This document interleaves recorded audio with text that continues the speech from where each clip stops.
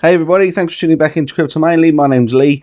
Been a little bit quiet over the last couple of days. Market's been very flat, so apologies I've not been around to entertain you, but I will try and make today's video interesting for you. 262 subscribers now, guys, just over a month. So thank you very much for liking and subscribing. This is a new channel, guys, so don't be put off by the small number of subscribers. It's a very new channel, and I'm looking forward to sharing some interesting content with you over the coming months and years. So please do like and subscribe, and thank you very much for doing so. My NFTs are for sale both on OpenSea and on Rarible. As time goes on, guys, those will be going up in price, and what with the market being down as it is at the moment, it's a good time to perhaps think about considering whether you'd like to buy one of those. Just going to jump into the markets now, just to show you just quickly what we're going to be looking at. So we're going to have a look at some short-term stuff. We're going to have a look at some of the bigger sort of daily and longer-term things which we've been looking at and covering over the last couple of weeks on the show. Have a look at the total market cap, the USDT dominance, and we'll also have a look at the S&P 500. So there's some interesting things. Although the market does look flat, there are some interesting things that I'd like to show you a little bit later on in the show. So just starting off, guys, obviously I put the trade out to say that we were going to be opening a short position from 30,300, which is what I did, as suspected. And I did sort of say that we would get a bounce from the 28,800 again, probably come back up, and then we'll get the the rejection lower. I have to say, guys, I mean, we were looking at this as being sort of like a rising channel that had broken down and come up to retest. But in actual fact, as we're sort of gathering more data, you can't help but notice this is actually just starting to look like it's actually just a range. If I just show you what I'm talking about. So from the highs there to the lows, let's just make that a different color. So the blue box, basically, you can see actually this is more of a range. You've got a spike low at the bottom and a couple of spikes outside of the range, but 80-90% of the price is actually inside that range, which is somewhere between the lows there, which are sort of 28,700 up to 30,700. So $2,000 range there, which is obviously, if you're a range trader, that's quite a nice thing. Personally speaking, I do suspect that we are going to see the prices come back down to this range, as I've said before. Although there are a couple of indicators that could suggest that we might get, an actual sort of punch higher again. And where this is becoming more of a range now, the direction of bias, it's very difficult to see which way that this is going to break. It's either going to obviously break to the upside. You get a range resolution either to the upside or the downside. And there are a couple of things now. It's getting to the point where, it's quite well balanced as to which direction the price is going to break. So as you can see, guys, we are in profits. This was a 4.5 to 1 risk reward ratio, as you can see here. So, a very nice for risking $250 on a $5,000 account to actually make $1,140. So we are quite nicely in profits now, guys, and it would be sensible either to move your stop maybe to break even, so that you don't lose anything at all, would be one way, or alternatively, is perhaps think about taking some profits now. Okay, so you can see that we actually made it to around about sort of 50% of the profit objective, which is still, that's still over a 2 to 1 risk reward. So it would make sense to maybe take some profits at this point. So a couple of options: either move your stop loss to break even. In other words, if the price does come back up to our entry, then the trade will be closed, with no profit but no loss. Alternatively, you can hold the position for our target range. Or I think my favourite would be what I'm going to probably be doing is taking some profits here and just seeing how price unfolds. As I say, the balance is tipping slightly towards sort of an even balance between whether the price goes up or down. So yeah, just perhaps something to consider, guys. But nice to see that the trade was successful. Just looking at this is our chart that we've been looking at to do with the Wyckoff. And as you can see, this consolidation is happening here at the bottom. I do still think we're going to get some spike lows rather. and the reason for that is, as I've said before, this range here. So this spike low here was quite a deep spike low, and I suspect it'll end up looking something like this when we look back in time. So we'll likely get some spike lows down here into the lows of this range, which we've looked at on this chart. So the spike low here on this one is the blue figure there, which is 26,600. And as I said, I think that we will get some spikes down to that price before we get the actual sort of continuation higher. I do think that we're going to continue higher, but I do also think that we're going to get some spike lows to really sort of start to scare the last of the bulls and start to scare everybody out of their positions before price takes off into the summer. I do think that that's still the likely scenario. What you'll notice as well, we'll have a look at a different chart. Let's have a look at this one. So the bullish divergence is still playing out.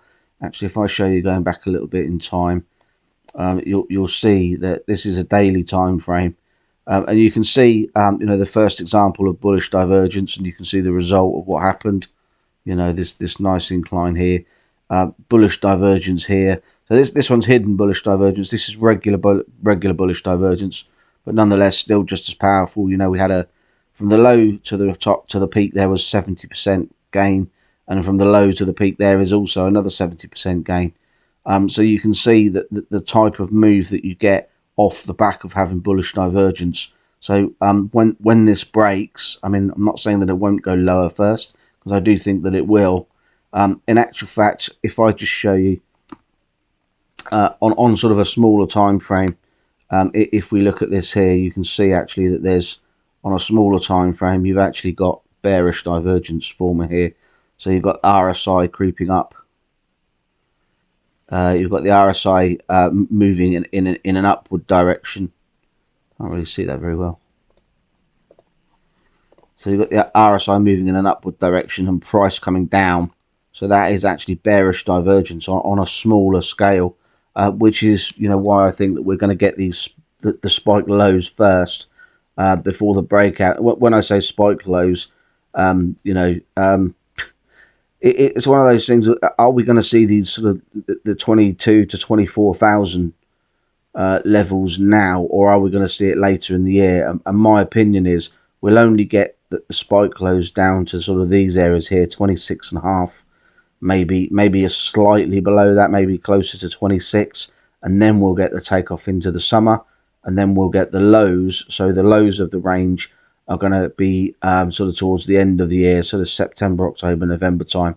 And those lows, as I've said time and time again, is I can see it being between 22 and 24. Lots of influencers now are starting to show lows as, sort of, 14, 15, 16,000, which is concerning, because those guys are, the guys that I watch are very good analysts, and what they're saying makes mathematical sense, and they put a very good case forward for that to be happening.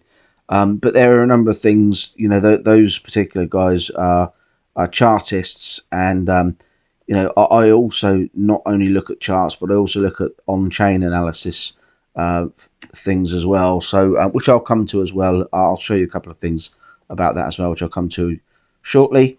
So this is obviously our RSI chart that we've been looking at for a long time, and the point is here that once we get these blue circles, is we get a minimum of 25 to 35% increase, which interestingly, if we take the wick low as it is now, if we do get a 35% increase there, that would actually just take us up to just around the 36 mark. Yeah, which interestingly is where the CME gap is. So if we look at the CME chart, and I'll just show you that there. So we've got a gap above us, which is up to sort of just under 36,000 basically. So you can see that's quite interesting. That measure, that sort of 35% measure, does take us back up to close the CME gap, which would make sense. Interesting things, guys. So yeah, I think, as I say, that we're going to see upwards before, a spike down, then up. Okay, so as we can see on the weekly time frame here, when we add the bull market support band, the bull market support band now is between 38,600 and 39,000. So the bull market support band is coming down by as much as sort of $1,000 a day at the moment. So it is coming down quite rapidly. So just remember those numbers for a minute: 38.6 to 39,000. If we go back to the daily and we add on the 200 moving average to this chart, you can see actually that the bull market support band obviously changes because now we're looking at a daily time frame. So I'm just going to switch the bull market support band off for a moment. But I think what we're going to see, if we remember that the bull market support band is also around sort of 39,000. If we just pop a note on there at 39,000, let's just pop that on there.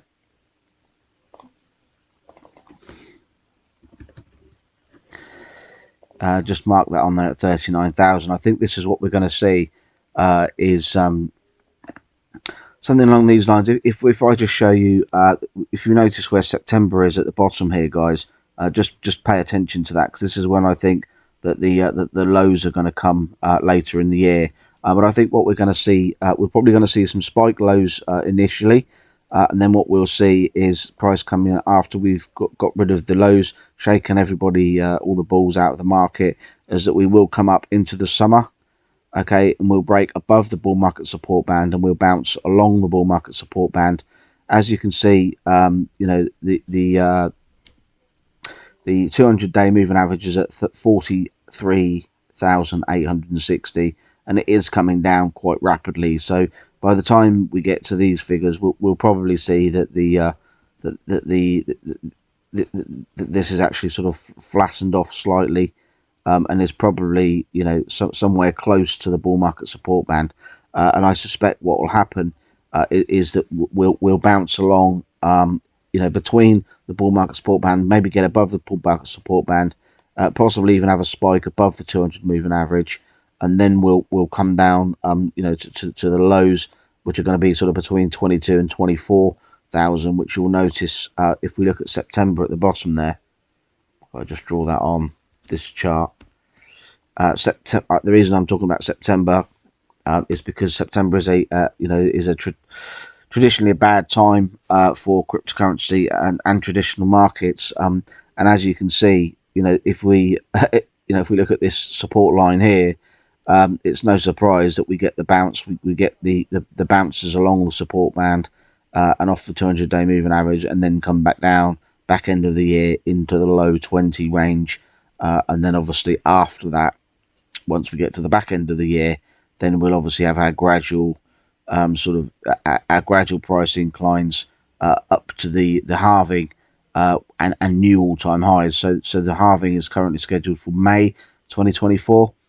So I think we have a nice summer alt season. Not fantastic, not along the lines of 2017 or anything like that, but a nice, reasonable, good price action, a nice alt season through the summer. And then we'll come back just when everybody is all in this region here, guys. Just remember that I said this, that whilst we're in this region here, all of the indicators will all look bullish. We'll be above the bull market support band. We may even get above the 200 moving average. All the influencers, all YouTube, Twitter, everything else will all be super, super duper bullish. And everybody will be excited again, and rightly so, being above the bull market support band. But I do think that capitulation is coming towards the back end of this year. But just bear in mind, there will be no warnings. So just prepare yourself for that, guys. And just protect yourselves accordingly, with risk management, and sensible stop losses, things like that.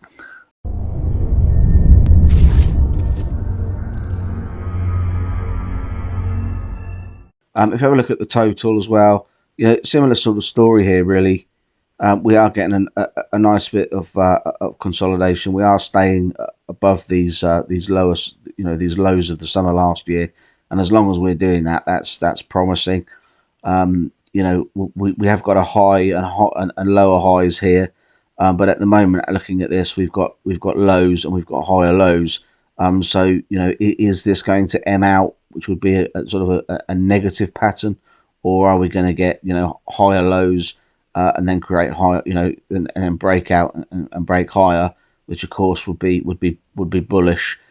You'll notice actually that if we look at this low here, look, it was actually the 22nd of June.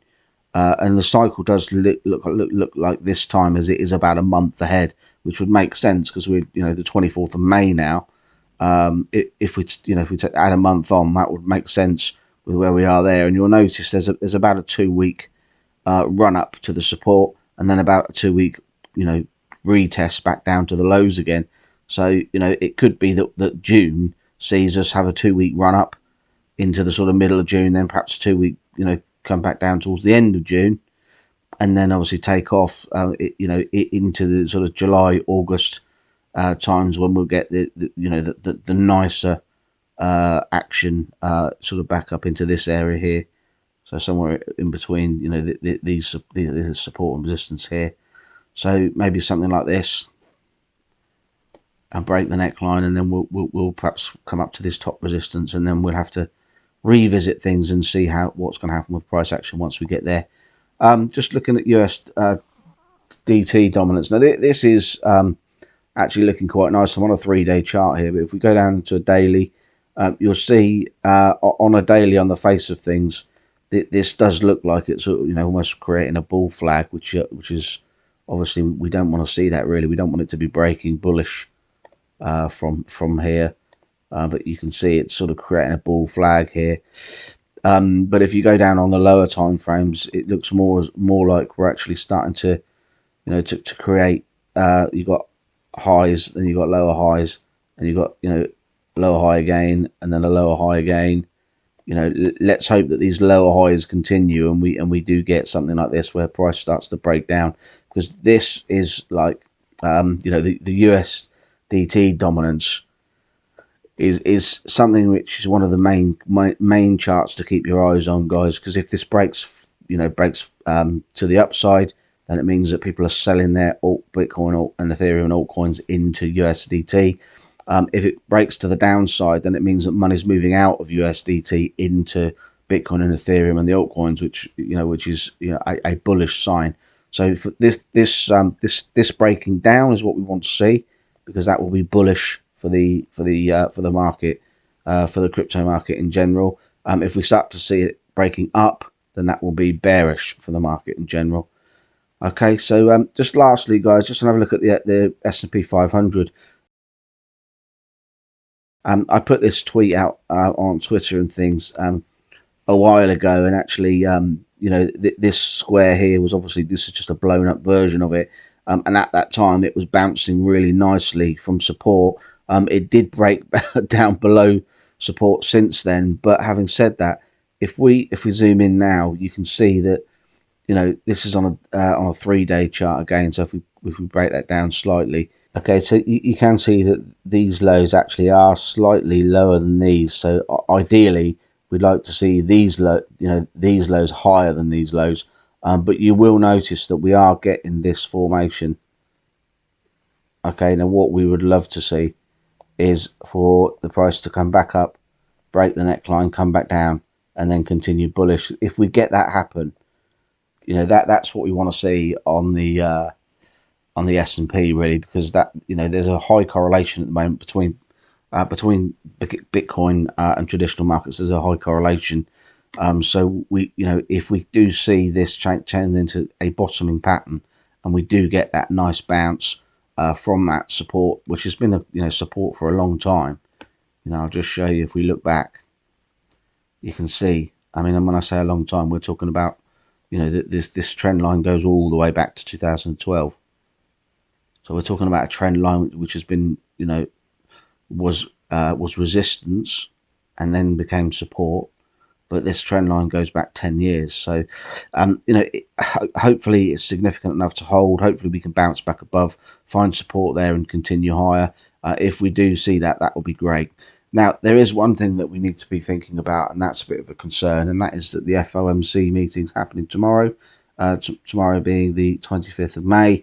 The FOMC meeting is the minutes of the previous meeting. So what they'll do is they'll put together the minutes in like a presentation format, and then they'll present that to everybody, and we'll get an idea of what's going to happen next. And it will talk about probably the interest rates and whether they are still going to be raising interest rates by 50 base points and when they're going to be doing it. So the market will react to that tomorrow, guys. My advice, particularly with a trade like this where it could go either way, is to take profits, sit on the sidelines, see what happens at the FOMC meeting, watch out for the volatility which will happen very shortly after, maybe even in the next day or two. It will take a little while.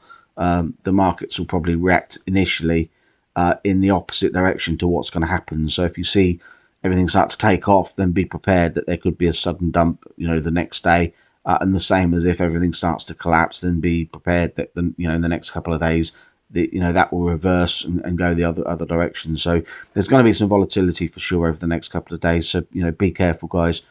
Use your stop losses and risk management, position profiling and things, and trade carefully. So thanks ever so much for listening, guys. I appreciate you all, and thank you ever so much. There's 260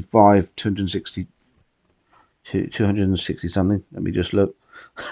262 subscribers at the moment, and I've got to say that each and every one of you, I appreciate. I think it's great that there's that amount of people that want to spend their time listening to my content and listen to me waffling on. So, and I do appreciate it, and I'd like to thank each and every one of you. If, as I said before, we can interact with each other very easily now.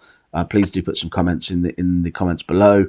If you've got anything you'd like to say, or you'd like me to add anything to the analysis or anything like that, please do give me some feedback. And at this stage, I'll be able to interact with you very easily.